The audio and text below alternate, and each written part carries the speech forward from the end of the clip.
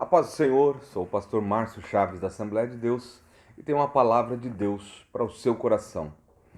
Queria ler contigo em João, no capítulo 3 e no versículo 16, que diz: Porque Deus amou o mundo de tal maneira que deu o seu Filho unigênito, para que todo aquele que nele crê não pereça, mas tenha a vida eterna. Um dia especial, conhecido por todos como Sexta-feira da Paixão. A história de Cristo é uma história que se prolonga por muitos e muitos e muitos anos. Desde o começo da criação em Gênesis, Deus já falava sobre um que viria e que feriria a cabeça da serpente.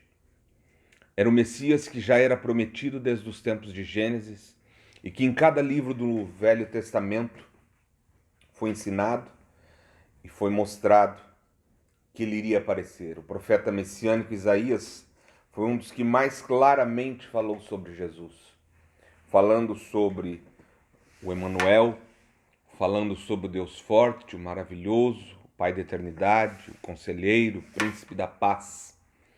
Isso 700 anos antes de acontecer. Muitas histórias foram contadas, muitas histórias que se encaixam uma nas outras por diversos autores, por muitos e muitos anos de diferença, mas que apontam para um que seria o Salvador da humanidade. Talvez a gente se pergunte por que um Salvador da humanidade? Para nos livrar do inferno? Não, para nos livrar da ira futura, da ira de Deus, do dia do Senhor, que breve vai acontecer. Jesus veio ao mundo, nasce de uma virgem, com 12 anos, está no templo debatendo, conversando, perguntando, explicando com doutores da lei. Aos 30 anos começa o seu ministério. E nesses 3 anos, dos 30 aos 33 anos, ele consegue seguidores, ele forma pessoas, ele faz gestão do seu grupo de discípulos, ele ensina a sua palavra, ele prepara para que as pessoas saiam pregando que o reino dos céus havia chegado. Sua palavra não era uma palavra simples, era uma palavra dura, porque ele dizia: arrependei-vos, porque é chegado o reino dos céus. Ao mesmo tempo que pregava, realizava milagres extraordinários, ressuscitava mortos, curava coxos, alimentava multidões. Jesus era uma pessoa admirada e odiada por muitos. Odiada pelo sistema da época, que não aceitava a forma como Jesus trabalhava. Jesus batia de frente com o jeito que os sacerdotes, que o governo da época, que os líderes religiosos trabalhavam, agiam, tinham suas atitudes. Isto fazia com que ele fosse odiado. Mas as pessoas que estavam próximas dele viam nele um homem simples, um homem amoroso, um homem que cuidava, um homem que ensinava. Até que chega um ponto em que as pessoas começam a premeditar a sua morte, a procurar uma forma de que ele pudesse morrer. O interessante é que um tempo antes, o profeta Zacarias, 520 anos antes de Cristo, profetiza que o rei seria pobre e entraria em Jerusalém montado em um jumentinho. Você pode ver isso lá em Zacarias 9:9. E quando nós vamos lá para Mateus 21, que é a entrada triunfal de Jesus em Jerusalém, e talvez aí você entenda por que chamamos de Domingo de Ramos, ou a Igreja Católica chama de Domingo de Ramos, é porque quando Jesus ele entra triunfalmente em Jerusalém, ele entra primeiramente, como diz Zacarias, em um jumento, um jumentinho, e o povo o ovaciona. Alguns pegavam os seus mantos, como diz a palavra, dizendo que estendiam as vestes pelo caminho, e outros cortavam ramos de árvores. E esse povo alvoroçado gritava: Hosana ao filho de Davi, bendito que vem em nome do Senhor, Hosana nas alturas. E entrando ele em Jerusalém, toda a cidade alvoroçou, dizendo: Quem é este? E a multidão dizia: Este é Jesus, o profeta de Nazaré da Galileia. Ou seja, a multidão ovacionou Jesus, a multidão aplaudiu Jesus, a multidão o reverenciava com as suas vestes no chão e com os ramos nas mãos. Ovacionava Jesus. Foi um momento Jesus popstar. Todo mundo aplaudia, todo mundo levantava a sua voz em louvor a Jesus. Durante a semana, muitas coisas aconteceram. Na segunda, na terça, na quarta-feira, foi o dia que Judas Iscariote decidiu ir até a agência do diabo e tirar o seu passaporte para o inferno, aonde ele se preparou para trair o Senhor Jesus. Judas queria um Jesus que lutasse com as mãos. Jesus preferiu lutar com a palavra. Judas traiu Jesus, o vendeu por 30 moedas de prata. Na quinta-feira, os discípulos perguntam para ele aonde ele queria passar a Páscoa, e então ele pede para que eles vão até um local, falem com o proprietário, emprestem aquele grande salão e ali reúnam-se para participar da Páscoa, para fazer a chamada Santa Ceia do Senhor.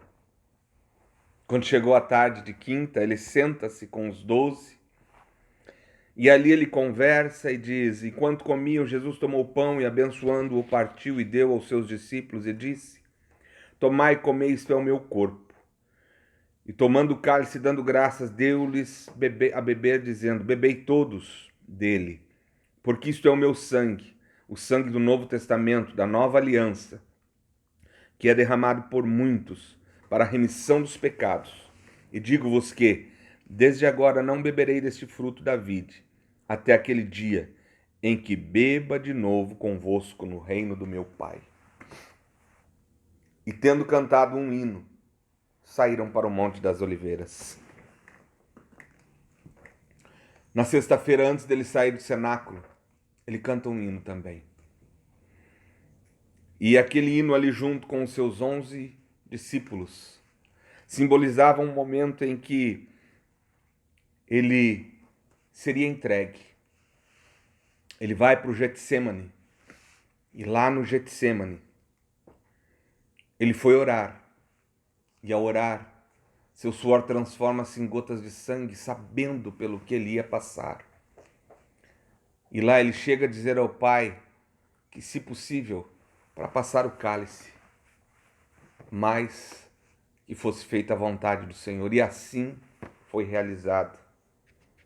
Jesus é preso. E quando ele é preso, levam-no para tribunais, tanto religiosos como públicos. E ali Jesus é condenado. E uma das coisas que me chama a atenção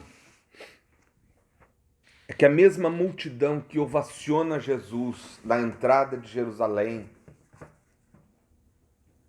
é a mesma multidão que, quando Pilatos pergunta a todo aquele povo reunido, por uma tradição judaica de soltar um dos seus prisioneiros, chama um homem chamado Barrabás, assassino, guerrilheiro, que queria libertar Israel à força. Pilatos pergunta para a multidão: quem eu devo libertar? Jesus ou Barrabás?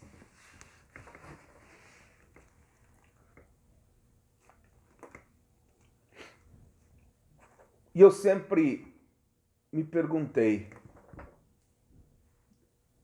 de que lado eu estaria se estivesse naquele lugar? De que lado nós estaríamos se estivéssemos naquele lugar? Mas hoje eu ouvi uma reflexão e eu achei muito interessante.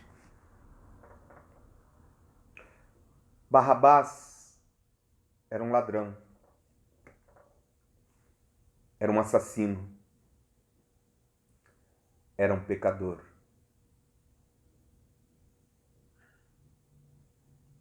Quando Pilatos pergunta: quem eu devo soltar?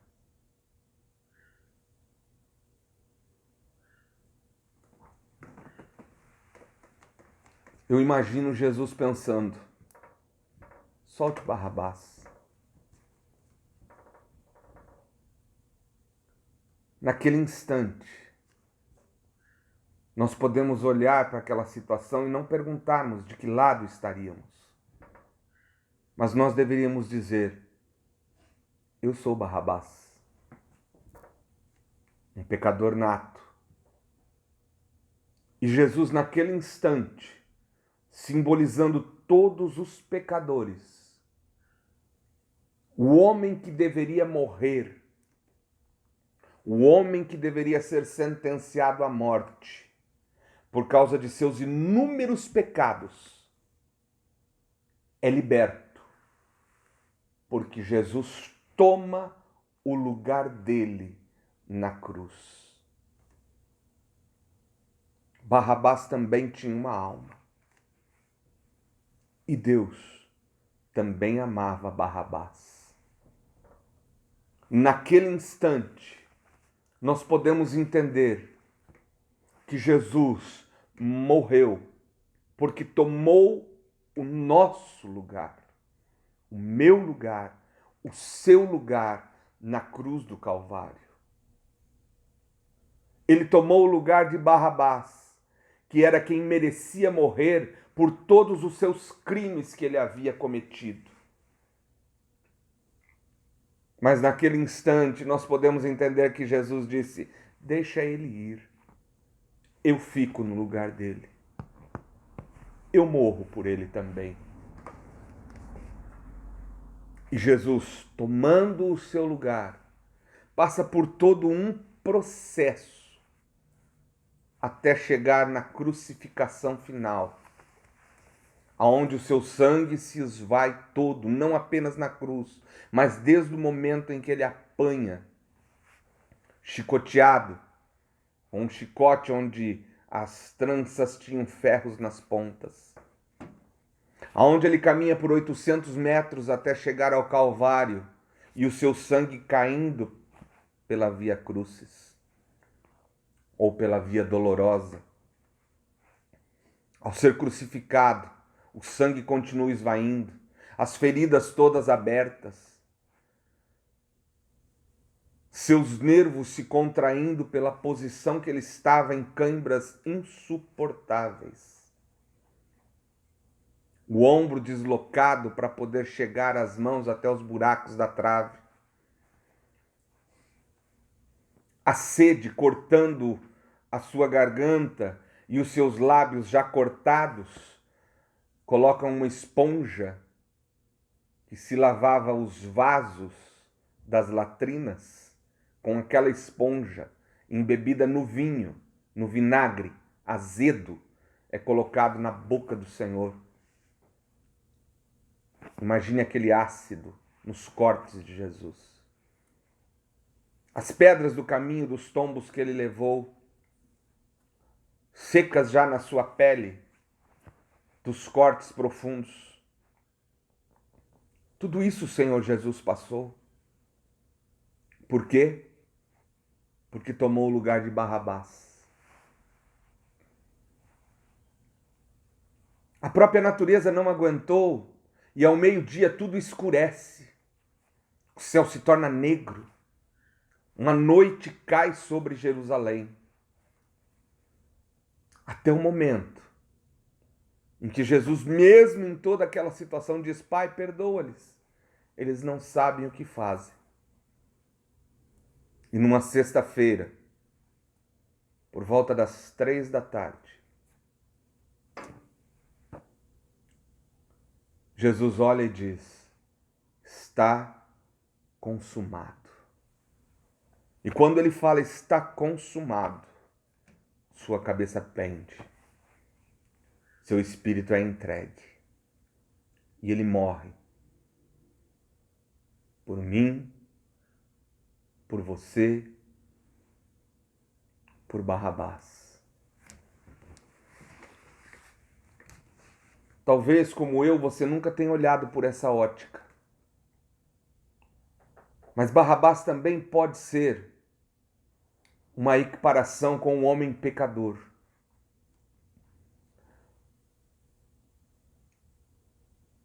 Por uma multidão de homens pecadores. Barrabás é livre.